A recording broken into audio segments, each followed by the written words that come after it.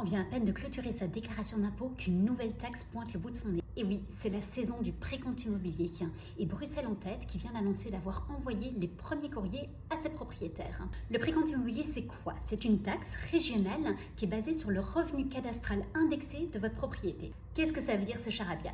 Concrètement, un bien immobilier a un revenu cadastral qui va dépendre de la nature du bien, mais aussi de sa localisation.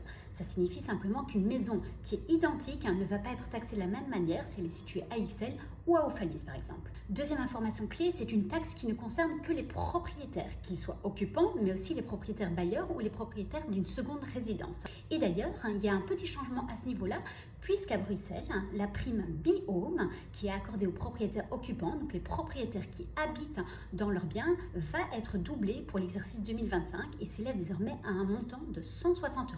C'est donc une prime qui est censée compenser l'augmentation des précomptes immobiliers qu'on observe partout sur le territoire globalement.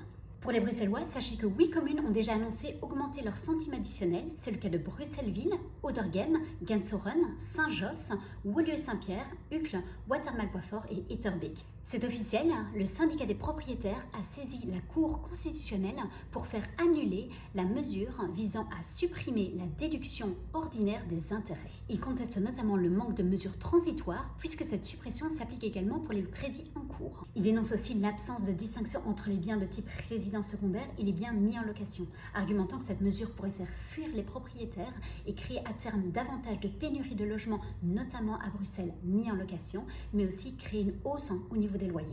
Pour rappel, plus d'1 demi-million de contribuables belges ont vu leur impôt augmenter suite à cette mesure cette année. Après la PEB, les éléments permettant de garder son logement aux frais pourraient progressivement devenir le nouveau Graal immobilier. Concrètement, on observe que les périodes de canicule modifient les attentes des locataires et des acheteurs, notamment avec une ruée vers les biens présentant des espaces extérieurs généreux, comme on l'avait vu en période de Covid. Et même si ça paraît contre-intuitif, les différents systèmes d'aération et de ventilation ne sont pas compris dans le certificat PEB.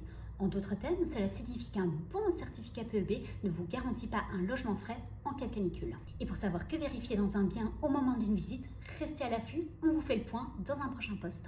Enfin, l'indice des prix à la consommation a augmenté de 1,4% sur ces 6 derniers mois. Et étonnamment, c'est une relativement bonne nouvelle, étant donné que cette hausse est considérée comme modérée au vu du contexte géopolitique actuel. À titre de comparaison, en 2022-2023, lors de l'invasion de l'Ukraine, ce même indice avait augmenté 2 fois d'affilée de 5%.